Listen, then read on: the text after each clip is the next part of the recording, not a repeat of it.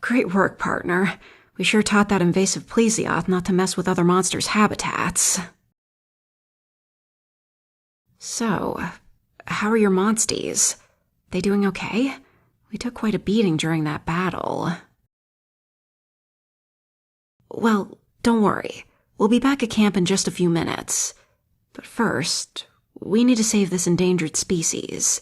Let's enter this den and get its egg.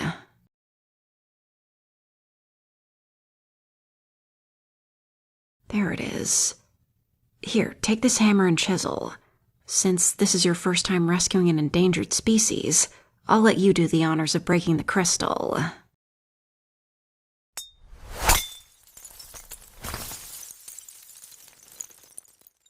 Alright, now be very careful with that egg.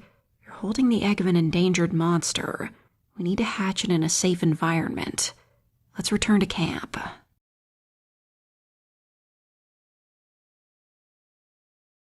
Whew, we made it. Safe and sound. Just set the egg down on that cushion over there. We'll hatch it in a moment. In the meantime, I'll give you a rundown on habitat restoration. Someone's got to show you the ropes. Over the years, various species of monsters that used to heavily populate the world have dwindled to critically low numbers.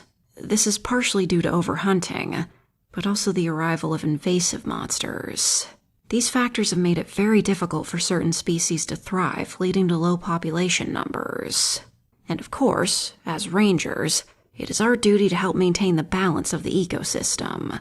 Monsters are a dangerous, yet beautiful, integral, and valuable part of our world. The extinction of any species would be a tragedy. I'll explain more in a bit. For now, let's hatch that egg. Alright, now hold up your kinship stone. You know what to do.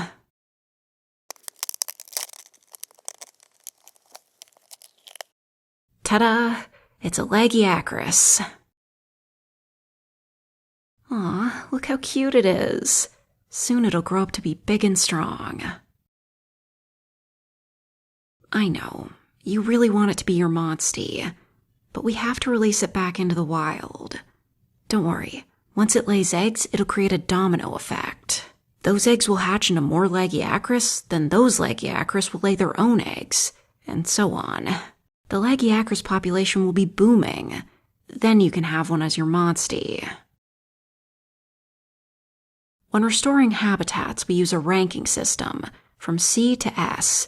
A C rank ecosystem exists at the very least, but the population isn't very high, whereas an S rank ecosystem is flourishing. When we release this Lagiacris, its population will start at a C rank. To ensure that as many of those eggs hatch as safely as possible, we'll go out there and collect them ourselves. If left to the whims of nature, there's a good chance that they may be eaten by other monsters. The last thing we want is the Lagiacris population returning to an endangered state. Or worse, going extinct. Of course, we can't save every egg on the planet. That's impossible. But we can try our best to at least ensure a healthy population. We collect eggs, hatch them, rinse and repeat until the Lagiacris population is S-rank.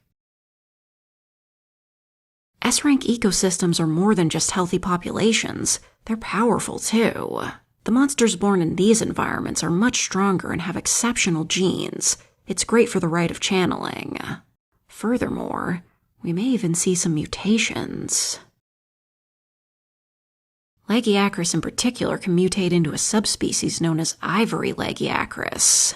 These are white, sun-bleached Lagiacris that prefer to spend most of their time on land and have even adapted a fighting style more suited for it. Ivory Lagiacris can even lay their own eggs. When they hatch, they're already white and prefer land straight from birth. Then they can either merge populations with normal Lagiacris or travel inland to establish their own population elsewhere.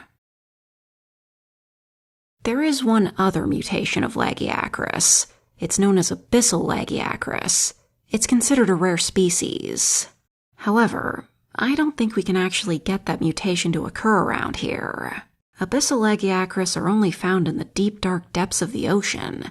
They take on a black color due to a lack of sunlight. Right now, Mirror Lake is actually overpopulated with plesioth. There's far too many.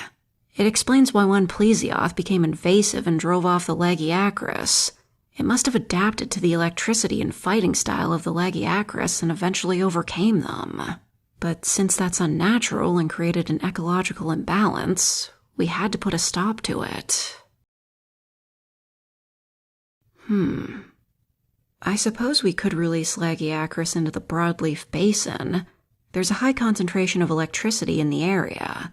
That would deter plesioth and enhance the electrical capabilities of Lagiacrus. You're a smart thinker. Still, Broadleaf Basin and Mirror Lake share the same body of water. The environments bleed into each other, and plesioth have just as much of a right to exist as Lagiacrus. Once plesioth have been reduced in number and Lagiacrus have increased in number, the balance should maintain itself at that point. Neither species should choke the other out. If you'd like, there's another thing you can try when releasing monsters. You can introduce them to unusual environments to alter their elemental properties. For example, Sunpetal Plains is coursing with fire element. If Lagiacrus are exposed to this environment, they'll gain the ability to utilize fire while still maintaining their electrical powers. It's not necessary by any means, but it's something to keep in mind if you want to experiment. While we wait for Lagiacrus to lay eggs, we should definitely take care of other tasks in the meantime. Right now, a feral Brachydios is preventing us from setting up camp in the Blightstone Woods. If we want to release monsters there, that Brachydios must be slain. It's a huge threat. There's another invasive monster somewhere in Azuria. A Seregios has driven off the local Astalos population. It's essential that we deal with that problem. Lagiacrus will actually be a valuable asset to the Astalos population. Due to the monsters both utilizing electrical powers, we can mutate Astalos in the Broadleaf Basin once its ecosystem reaches S rank. This mutation is known as Bolt Reaver Astalos. These are deviants of Astalos with extremely enhanced electrical capabilities. When charged up, their bodies take on a neon blue color, opposed to their usual green color. And if you'd like, having a Bolt Reaver Astalos as a monstie would be an incredibly powerful asset to our adventure.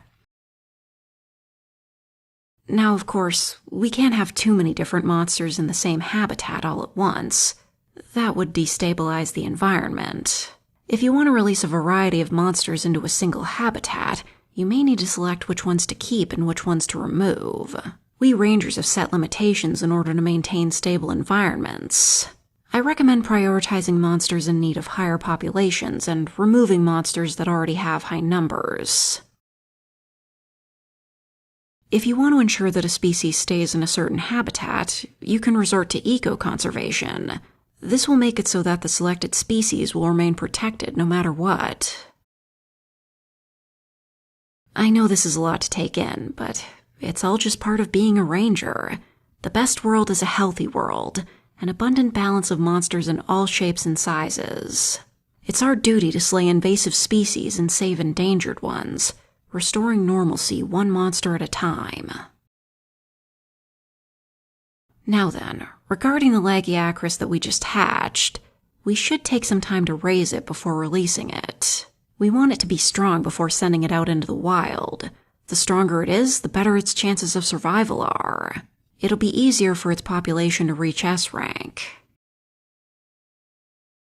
I think the quickest and most consistent way to do this is to battle the huge number of plesioth in Mirror Lake to give it some experience. Plesioth are weak to electricity, so it shouldn't be a problem for Lagiacrus to handle. Well, let's get started, partner.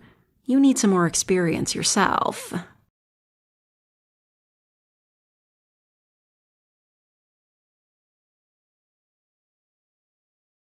I imagine these are just the scientific names for these animals, and other people are just calling them, like, deer and mice.